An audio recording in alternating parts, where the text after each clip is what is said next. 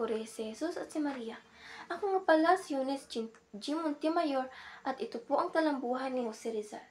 Si Dr. Jose Rizal ay ipinanganak noong Hunyo 19, 1861. Ay ang pangpitong-labing isang anak ng mag-asawang Francisco Ignacio Rizal Mercado y Alonso. At ang asawa nito si Teodora Morales Alonso Rialunda y Quintos. Ang ina ni Jose Rizal ay siyang kanyang unang guro at nagturo ng kanya ng abakada. Noong siya namang ay tumuntong ng 9 na taon, ipinadala siya sa Binan, Laguna upang mag-aral sa pamumuknubay ni Justiniano Aquino Cruz. Ilang buwan ang nakalipas, pinayuhan niya ang magulang ni Jose Rizal na pag-aralin siya sa Maynila.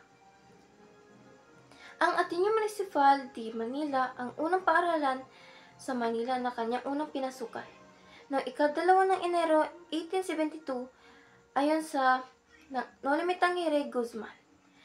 Sa kanyang pananatili sa paaralang ito, natanggap niya ang lahat ng panauhing medalya at notang sobresaliento kalakip ng pinakamataas na karangalan.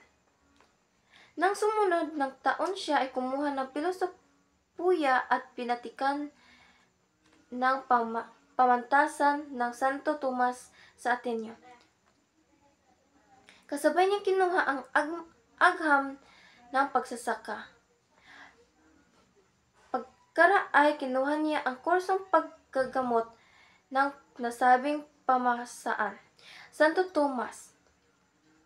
Matapos mabatid na ang kanyang ina ay tinabuan ng katarata noong Mayo 5, 1882, nang dahil sa hindi na siya matanggap ng magibang at mapansuring makikitungo sa mga paring Kastila, sa mga katutubong mag-aaral.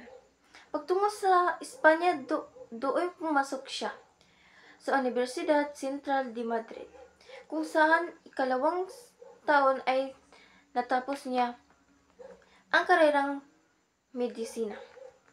Bilang sobresalente, ng sumunod na taon, nakamit niya ang tuloy niyang filosofiya at titik. Nakalakbay siya sa Pransiya at nagpakadulubhasa ng paggamot ng sakit ng mata. Isang kinakilalang kilinaka noon. Pagkatapos ng tumungo siya sa Heidelberg, Alemanya, kung saan natamo pa ang isang titulo.